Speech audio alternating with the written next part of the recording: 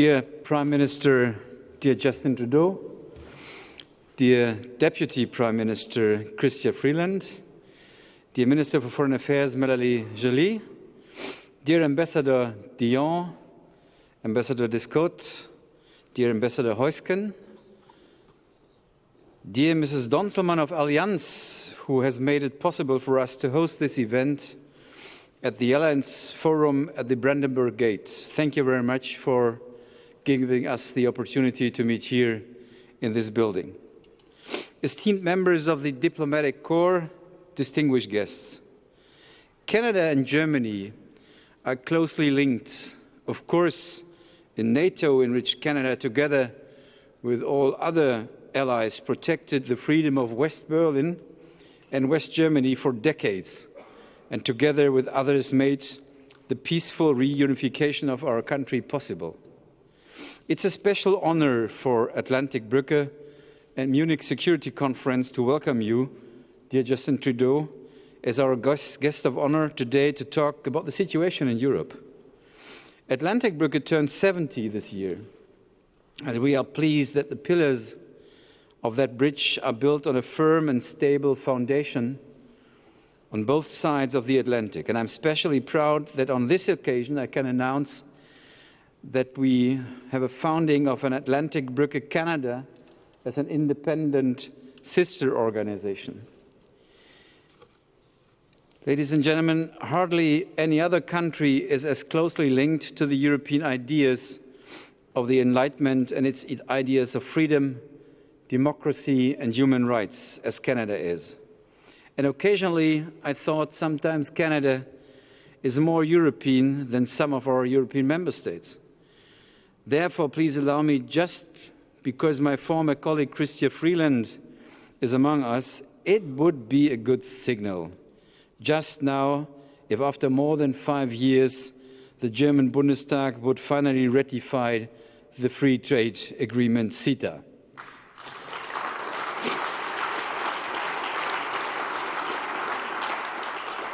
Which not only brings advantages for both sides, but above all is the most modern free trade agreement of our time. Because right now we are realizing we are living in a time in which even fundamental foundations of peaceful coexistence between peoples do not endure. War is once again raging in the middle of Europe. For the first time since 1939, when my country started the Second World War, a war of aggression is being waged on Europe's soil again. Almost 80 years after the inhuman Nazi regime was defeated and 30 years after the end of the Cold War, Putin's war of aggression makes clear that we are entering again new dark ages. No other buildings represents this difficult war-torn history of Europe and Germany better than the Brandenburg Gate, where we just went through. Throughout the Cold War, it was the symbol of a world divided, a world in which two ideological blocs stood face to face, threatening mutually assured destruction with nuclear weapons. But it also stands for the ability to overcome dark ages. It was before the Brandenburg Gate where US President Ronald Reagan famously demanded, "Tear down this wall, Mr. Gorbachev." In 1990, when the Soviet Union collapsed and the Iron Curtain fell, Brandenburg Gate became a symbol for peace and freedom in Europe. Today, Germany stands firm as a democratic, liberal country in the transatlantic community of values. 200 years after its construction, it seemed that Brandenburg Gate finally would deserve the name that was originally intended for it, Peacegate. But we all saw that even in Europe, war is possible again.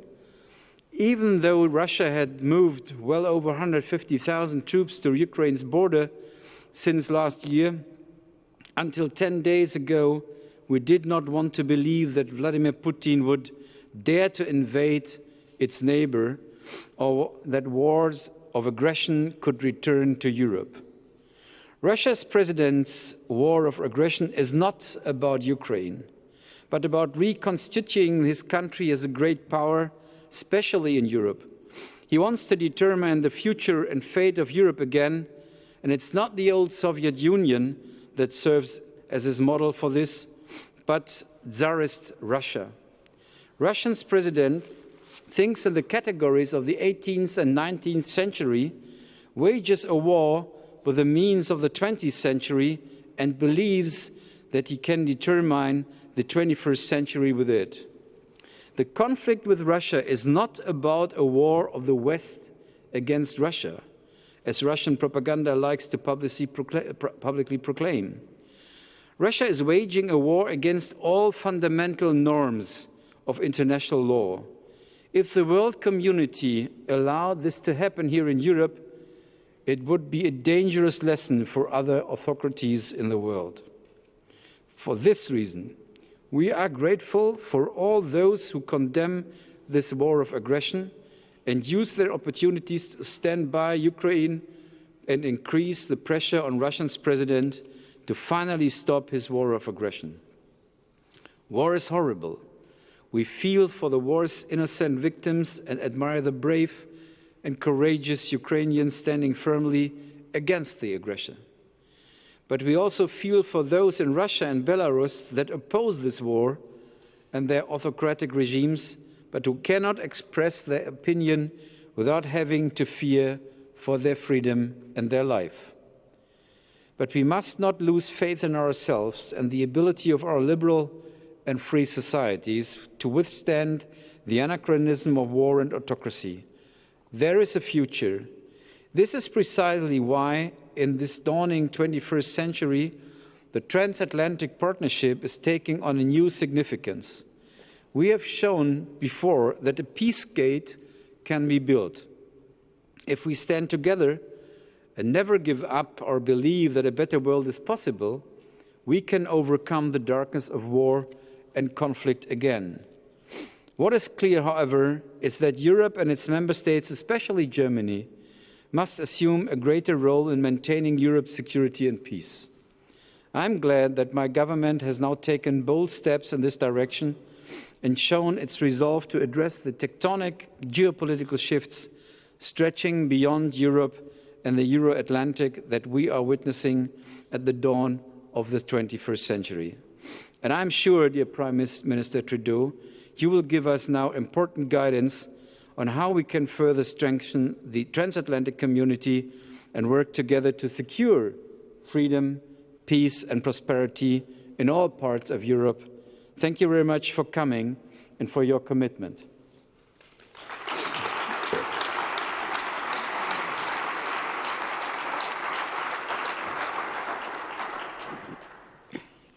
Thank you, Sigmar, for that warm introduction. It's so great to see you again. We really did work very well together during the CETA negotiations, and you've always been a friend and an ally to Canada and to democracies around the world. I'm looking forward to my conversation with Anna and with all of you. I want to thank Atlantik-Brücke and the Munich Security Conference for bringing us together. It's a real honor for me to address you today.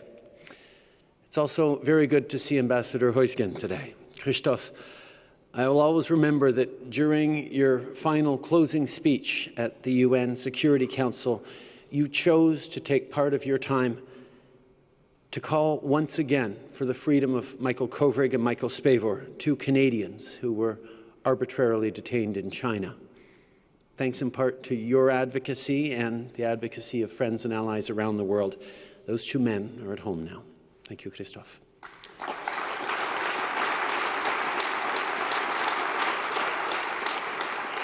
When I was preparing my notes for today's events, I remembered speaking in 2017 at the St. Matthew's Day banquet hosted by then Mayor of Hamburg, Olaf Scholz. Sigmar was there too.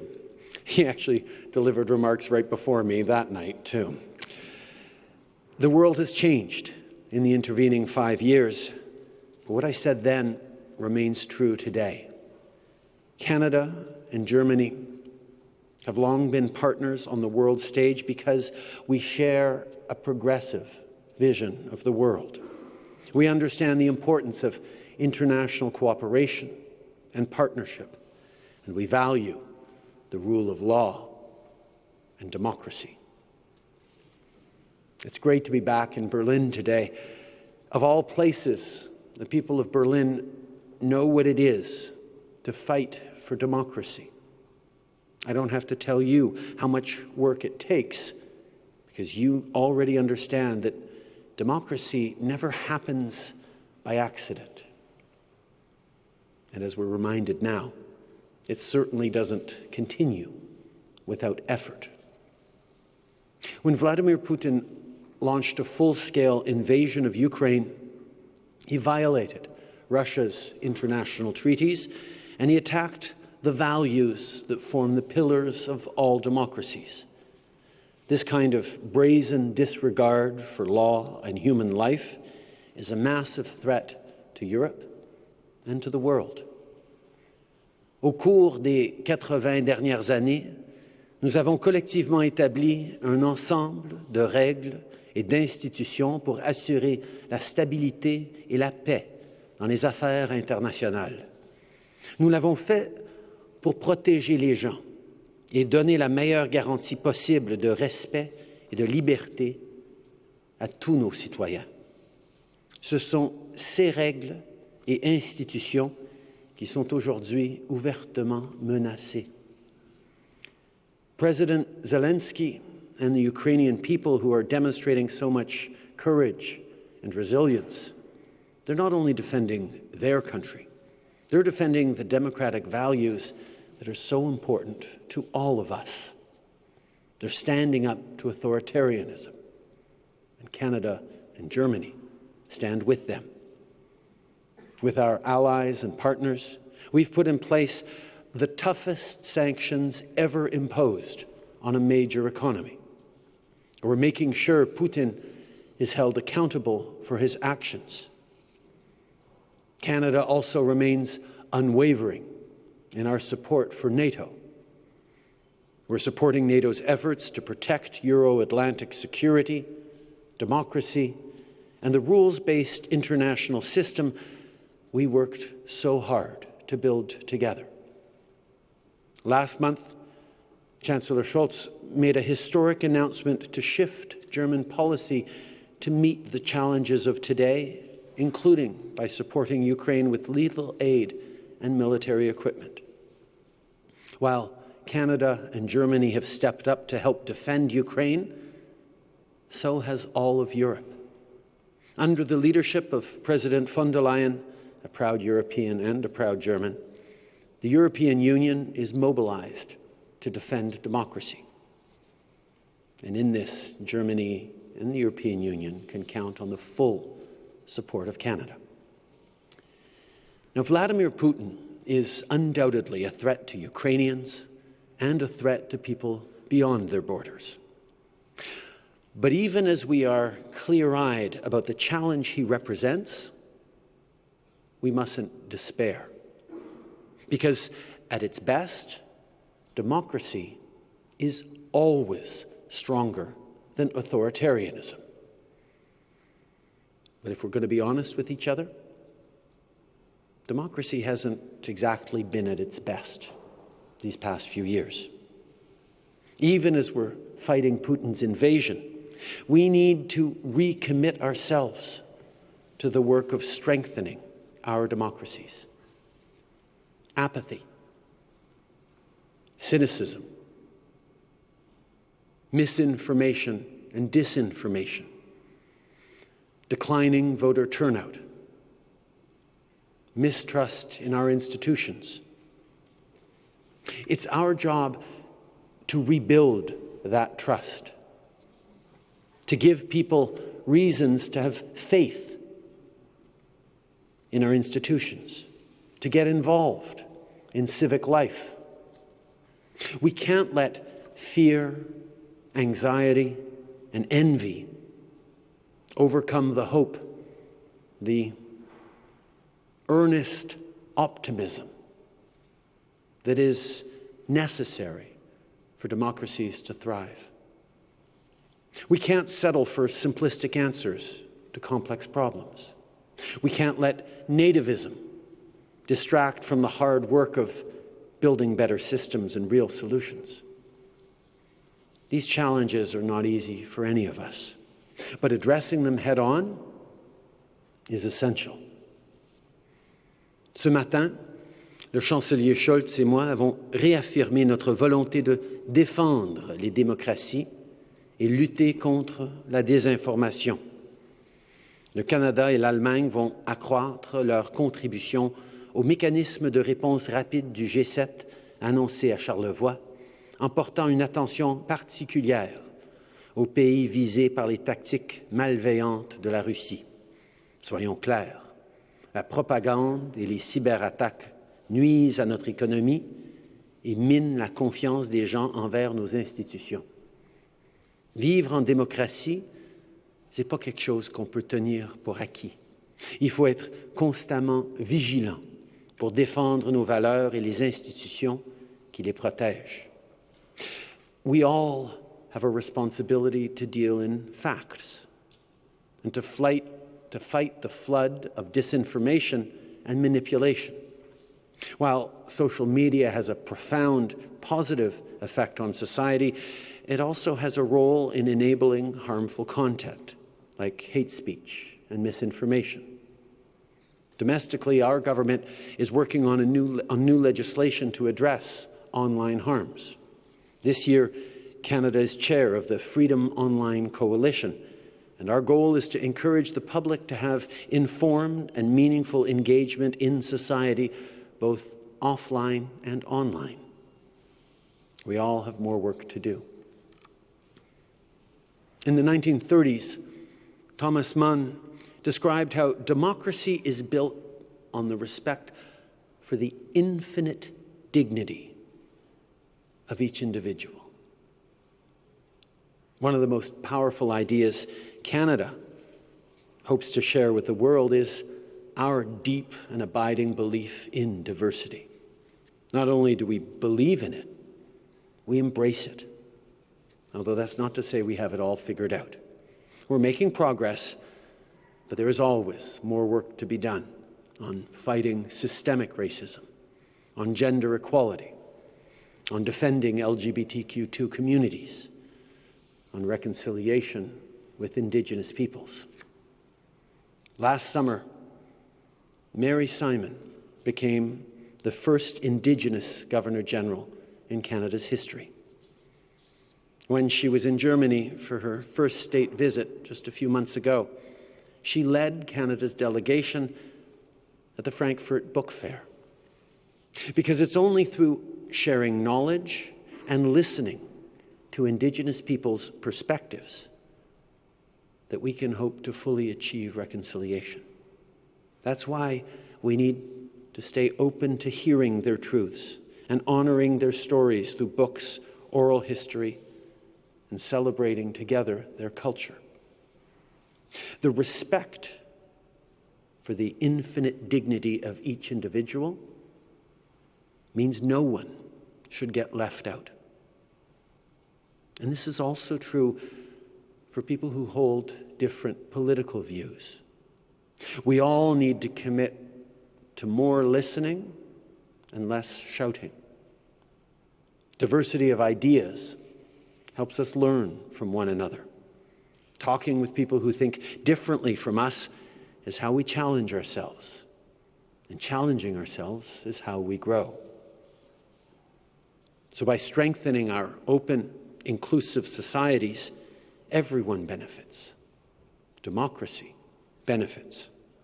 It's true for Canada, it's true for Germany, and it's true for everyone around the world. Il y a encore beaucoup de défis devant nous. La guerre en Ukraine, la pandémie, la crise climatique. Les conséquences sont réelles et elles touchent la vie des gens dans leur quotidien.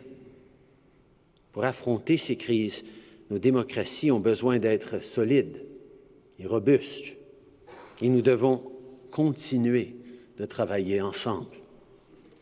Whether it's the immediate challenge of high gas prices or the long-term consequences of climate change, democracies need to be at their best to have the tough conversations needed to figure that out. Earlier today, Germany signed on to Canada's Global Carbon Pricing Challenge, and Canada signed on to Germany's Climate Club. Now, not only do we both have a price on pollution at home, we'll both be driving this work on the world stage, too. Canada and Germany are also two of the world's biggest economies. So when we stand united on something, it matters. After all, as this crisis in Ukraine has laid bare, we must keep working together.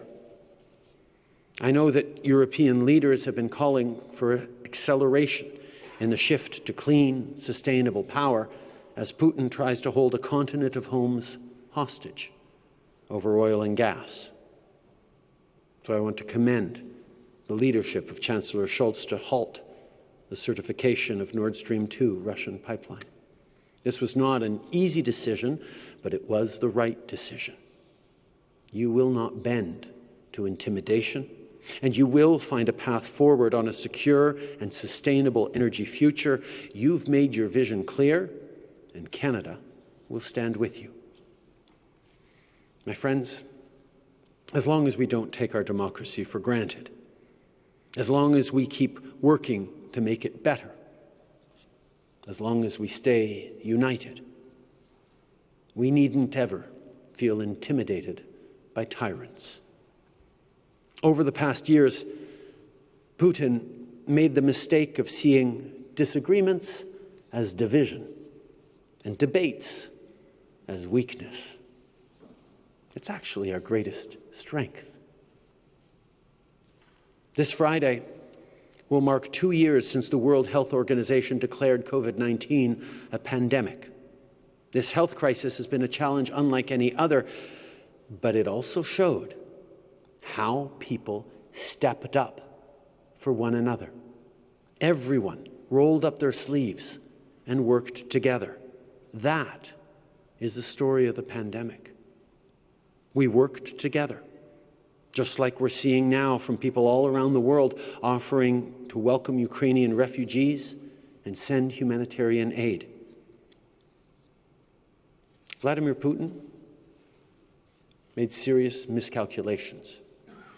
He underestimated the incredible courage of the Ukrainian people, and he underestimated the resolve and unity of democratic allies and partners in the face of authoritarianism. En ces jours sombres, le courage des Ukrainiens est une source d'inspiration pour toute la planète. We have to continue fighting lies with truth, fear with facts, division with unity. As you all know, the Atlantik-Brücke turns 70 years old this year. I can tell you that this bridge of transatlantic cooperation between our nations will remain strong and sturdy for many years to come. Like I said, a lot has changed since I was in Hamburg 5 years ago. However, the importance of working together to allow democracy to flourish and ultimately to prevail is as true today as it was then. Democracy is not just a concept in a political science textbook. It's our everyday lives. Standing up for our shared values requires constant efforts. But I know that Canadians, Germans, and people everywhere are up to the challenge. In the words of President Zelensky, light will win over darkness. Merci beaucoup. Thank you all. Danke schön.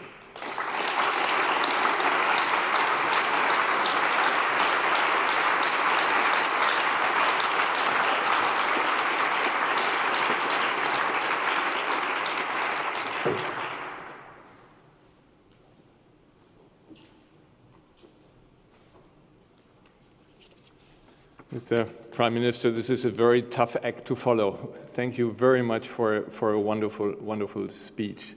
Prime Minister, it's wonderful to have you here. It's wonderful to have your ministers here, Excellencies. Sigmar Gabriel, thank you very much for joining us this afternoon. The Munich Security Conference is very happy to join the Atlantik-Brücke as co-host for this afternoon. And I would like to start by thanking Sigmar Gabriel for making the point about CETA. I think it cannot be that 5 years after the closure of negotiations, whereas Christoph Freeland, who worked around the clock, we all remember your fight for it, that the German parliament has not ratified. I don't know if there are parliamentarians here, but I think it must be a must, it's an anachronism that in these days the parliament still has not ratified the agreement. Prime Minister, I also come with a little task for Canada at the end, but I think we have to do our homework here. When I look back at my years as diplomatic advisor to the Chancellor, and when I look back also to the years in the UN, I must say there was no country that we worked closer with than Canada. And this is not only to please you here, but when I look back how closely we worked with Christia very closely, not on CETA, on Ukraine, 2014-15 and what followed. You have in your staff one, which I tell you a secret now, I think you didn't know that, but he is a German spy. You have Peter Böhm, who is your Sherpa, and with him to prepare the G7 summit, the G20 summit, has always been a pleasure. And I don't know if his English is as good as his German. He's a great guy. In New York, I had two ambassadors I worked with. They were both outstanding diplomats, Marc-André Blanchard and Bob Ray. Marc Blanchard and we ran against each other for a seat in the Security Council. He lost, so it was a bit easier for me to maintain this good relationship with him, but he's really a great guy who I continue to be in. And then there is Bob Ray, who was president of the party in Canada and governor of Ontario, and an outstanding diplomat. We worked together in New York. You mentioned my final speech in New York in the Security Council, where I raised human rights. Towards Russia, towards China. And I asked Bob before, should I do it? Should I mention? He said, yes, go ahead.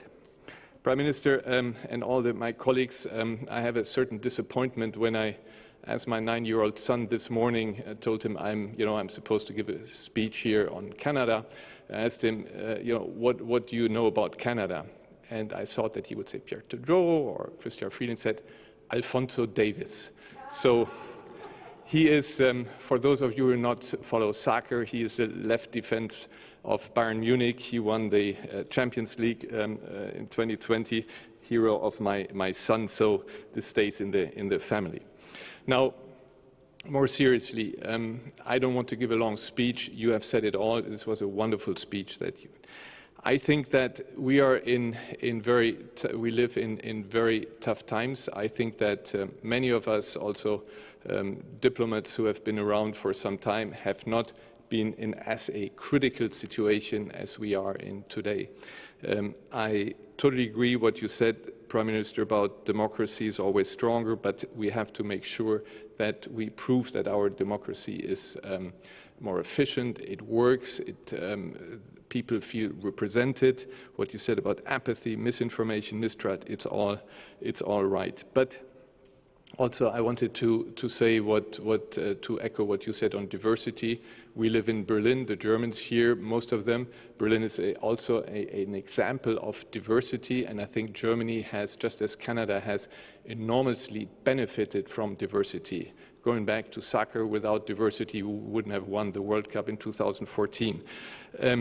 But again, we have to work on this, and it is not easy. When I worked with Marc-André and Bob in the UN, we could see, when I was in the Security Council, we could see day after day how difficult it was for democracies, for the countries that are for the respect for international law, for the UN Charter, for the Universal Declaration of Human Rights, to make their point and to get across that this is what the world should stand by. And while we have this unity in our alliance, we have it in the European Union, we must not have illusions.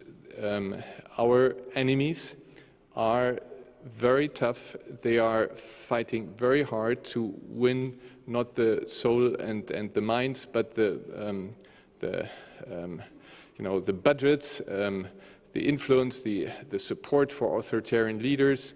And we have to be careful that we are not only look into our own countries, our own European Union. We have enough problems. When you look at right now, I had a conversation yesterday with the mayor in Hungary, who is the candidate for the opposition for the elections in Hungary, who clearly said that when you look at Hungarian public opinion, when you look at the media, it's more a pro-Russian stance that you could imagine. And this is in a country that in 1956 has witnessed its own Russian aggression. So we have to fight for it. It's not self-evident that we will win, and we have to work in Europe, outside Europe, in North America, but we have to pay much more attention to Latin America, to Africa, to Asia.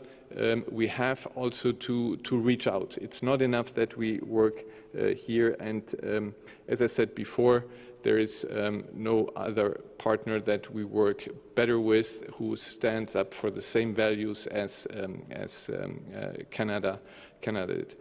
I said at the beginning, and I don't want to stand between you and the debate now, there's one thing, and allow me to mention that. I was always very outspoken in the Security Council.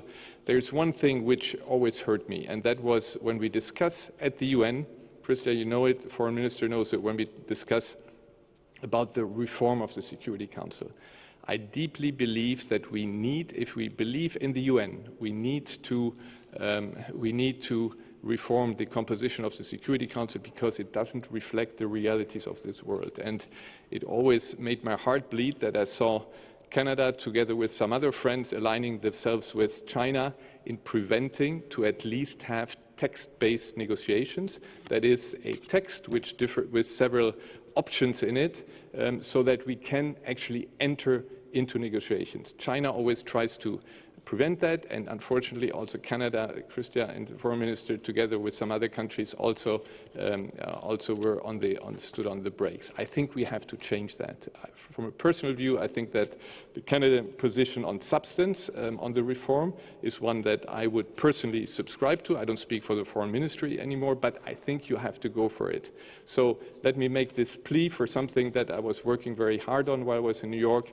Let's get the reform of the Security Council on track so that we keep the UN as the one organization that was created after the Second World War, after the catastrophes that we lived through, the catastrophe that we see right now playing out in Ukraine. And we have to keep the UN, the Charter, the Universal Declaration of Human Rights as the founding and basic documents of our societies. And therefore, my plea is for you to also see to it that we make progress on this item. It may be a small one, but I think it's a symbolic one for what we stand, our societies stand for, and this is the United Nations and the cooperation in that framework. So thank you very much again, Prime Minister, for coming, and looking forward to the debate. Thank you.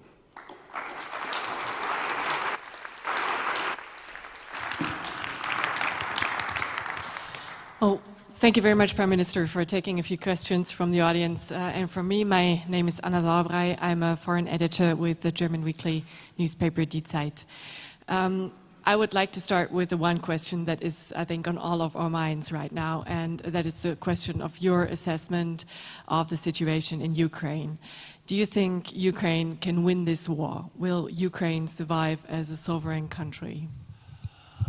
Yes, I do, unquestionably. The question is how long it's going to take, how how we managed to get there with the least amount of loss possible, how we are able to ensure that Ukrainians continue to thrive in a vibrant, independent country. Russia's invasion of a sovereign, independent neighbor for narrow, not even narrow, very personal self-interests by Vladimir Putin. It's not in the interest of the Russian people to be invading Ukraine. And the world is strong and united against it. We are focused on not seeing escalation or expansion, because that would be bad for everyone. But we are going to continue to stand with Ukraine as long as it takes. The sanctions that we've put in on Russia will be able to stay in place as long as necessary to ensure a free and independent Ukraine once again. Canada has been on the forefront of supporting Ukraine. You've just announced another $1 million package of military aid today. Still, Ukraine says it needs more. It needs a no-fly zone over Ukraine. Would you support that? Are there any circumstances that Europe and Canada can go further? First of all, a little history.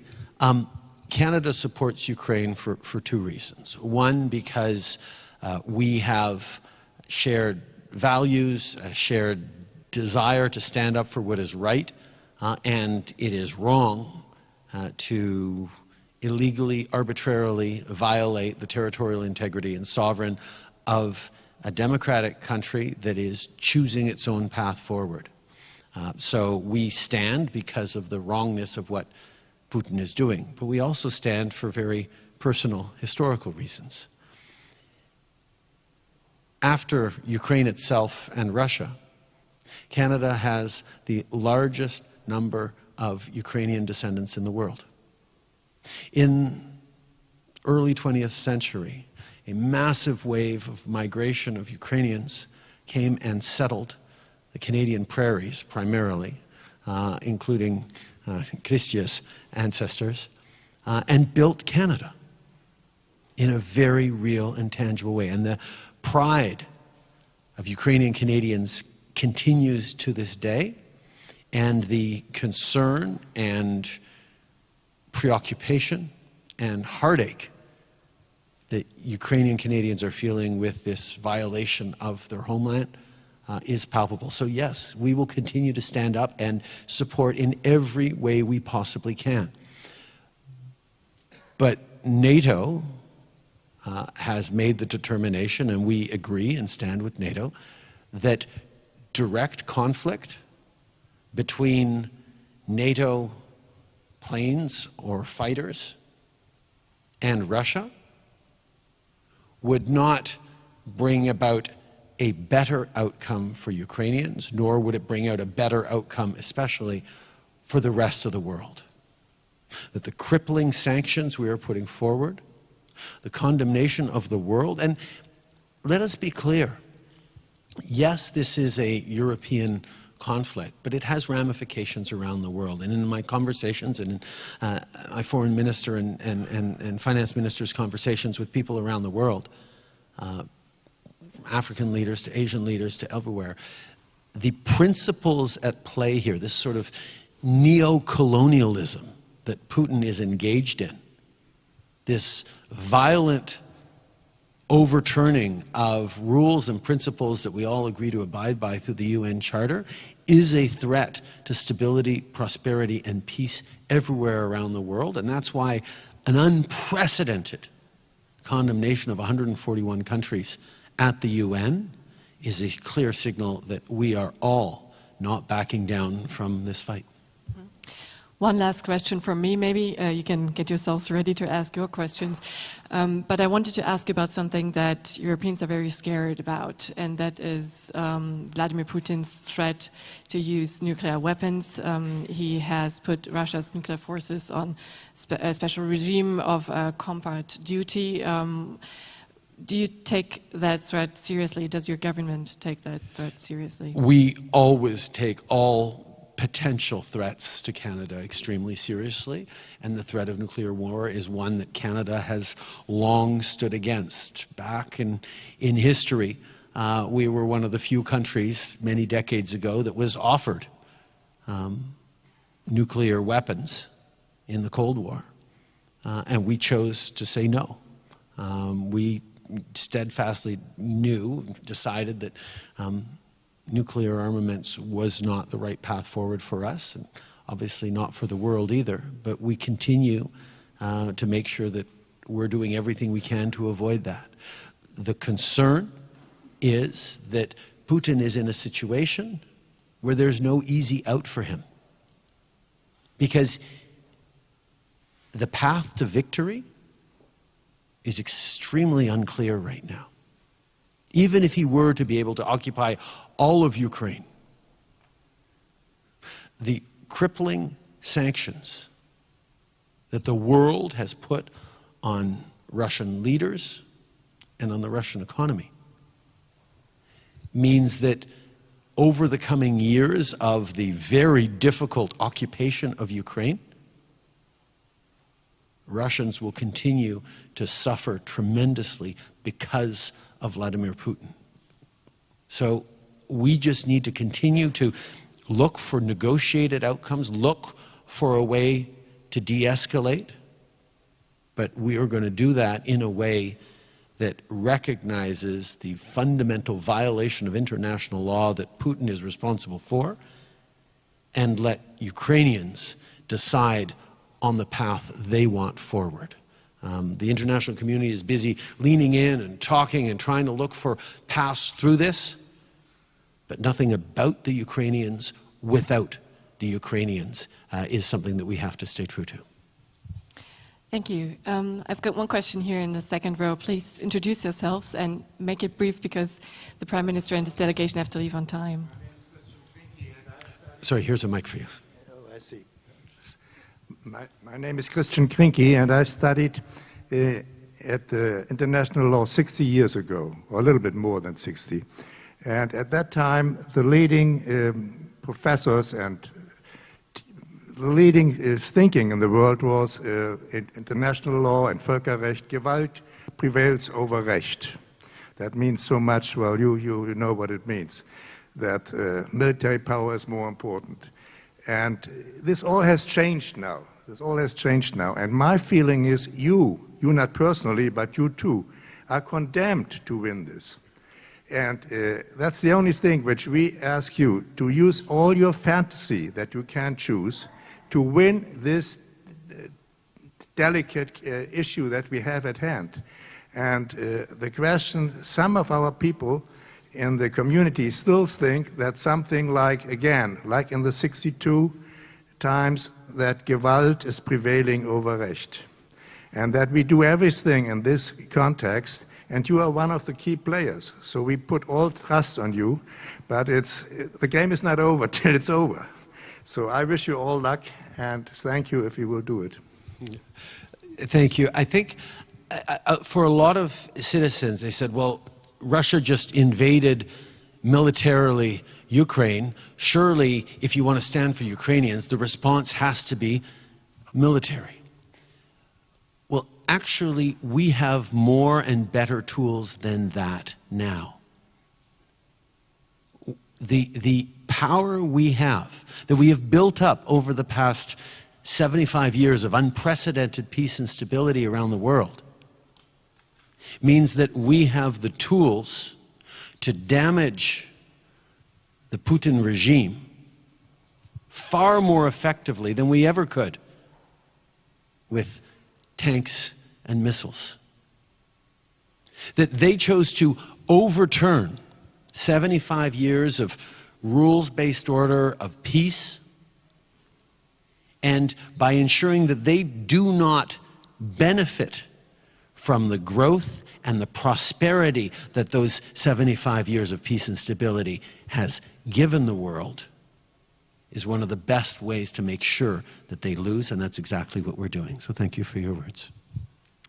Are there any more questions? Your chance. Yes, please.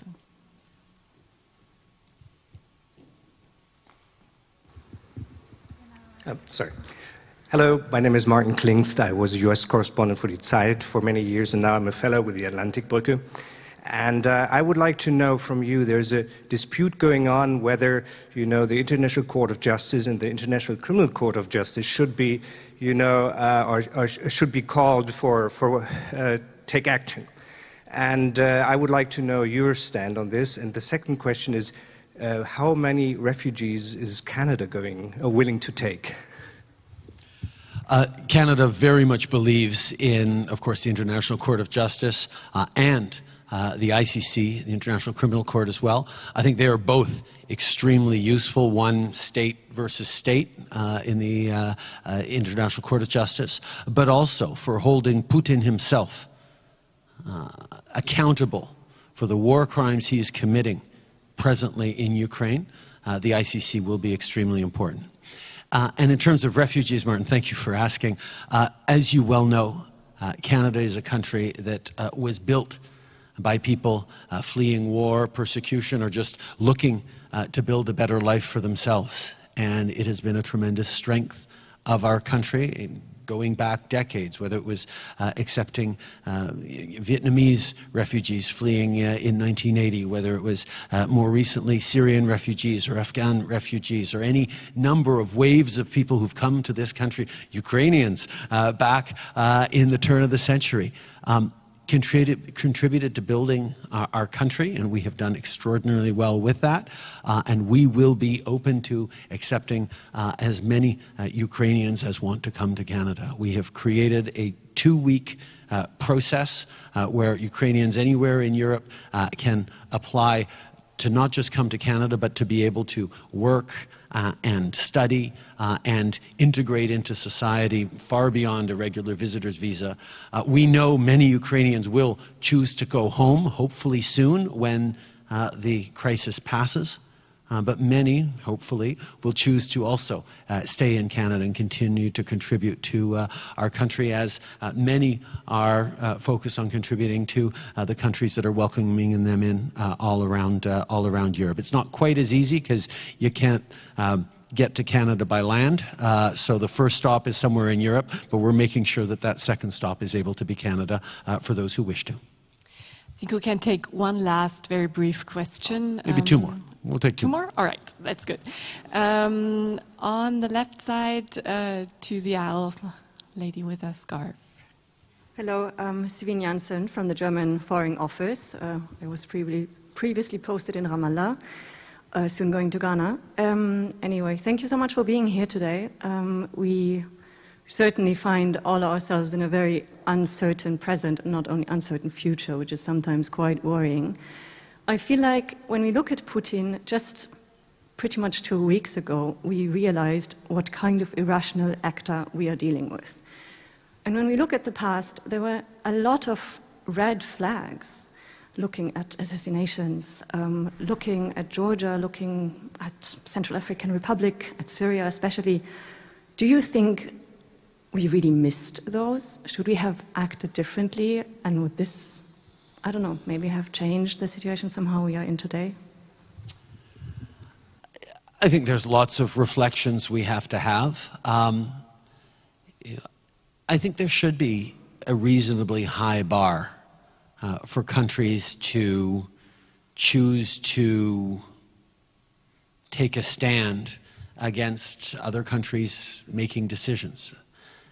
Where that bar is, obviously we've said it, genocide, at responsibility to protect. We could have responded stronger to Crimea. We could have done a lot of different things. I think one of the things we have to recognize, or have to reflect on anyway, is how Putin could have been so mistaken in his predictions of what would happen. How could he not think that, or how could he think that he could invade Ukraine and not have the world respond as strongly as it did? Well, over the past 2-3 weeks, it took an awful lot of work by a lot of extraordinary leaders here in Europe and across the Atlantic and elsewhere to build up a package of sanctions that could be incredibly strong, unprecedented, and also united. Putin expected sanctions. He accounted for it. He didn't expect us to be able to work so strongly together in such an unequivocal way. And I think that's because he fundamentally misunderstands the strength of democracy. I remember conversations, or hearing about conversations, in which he told one of my fellow leaders, the fact that you have to go cap in hand to the people every 4 years and ask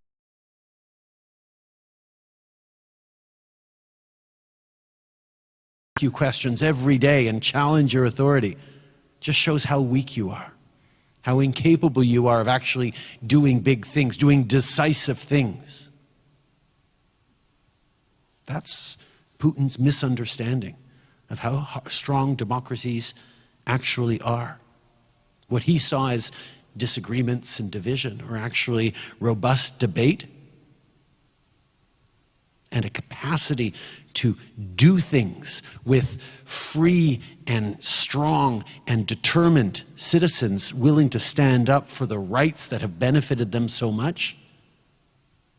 And perhaps we haven't done a good enough job over the past years in countering the rise of authoritarian strongmen in times of uncertainty that we're facing right now, whether it's COVID or climate change or rampant populism. There is an appeal for someone, for a little bit of authoritarianism that democracy has struggled a little bit to counter. And I think this invasion is certainly, on top of all the tragedy it is also a wake-up call to all of us, that whether it's misinformation or disinformation, whether it's bringing people together in a way that provides hope and optimism and confidence in institutions, like these are things we need to do. So make no mistake, this was Putin's mistake, Putin's fault, Putin's choice to do this. I think we'd be missing an opportunity if we didn't say, can we reflect on how to better project the actual strength and appeal of democracy as a system so that we are more compelling to all those countries that are looking at the different paths forward and wondering whether democracy is actually better than authoritarianism. It is, and we're busy proving that right now. All right, let's go to the other side again, and there's the last question goes to, yes, please, second row.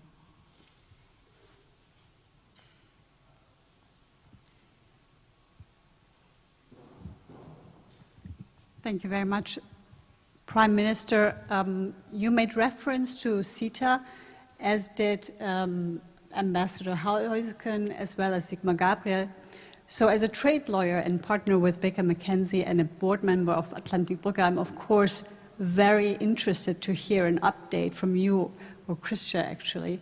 And the second part of the question would relate to future free trade agreements. So where do you see the future in terms of including sustainability aspects in free trade agreements? Thank you. Outstanding question. To go to your second part, I think there has been a sense rising over the past years that trade deals have hurt people, that freer trade is not a good thing for our world, for our individual countries. And it's based on the fact that even though freer trade always creates more growth, more prosperity, it doesn't automatically ensure that the fruits of that growth, that prosperity is fairly or evenly distributed to people within the countries that engage in fair trade. And therefore, the case against globalization that is being made in so many populist corners is not so much a case that free trade is bad, but that it hasn't benefited enough people in society. And that's where what we've done with CETA which was one of the most progressive trade deals ever signed, is build in labor standards, environmental standards, an expectation that spells out how the benefits make sure they go to working people, to unions, to protect the environment, that it's not a race to the bottom to maximize the profits for a few, as sometimes international trade has done.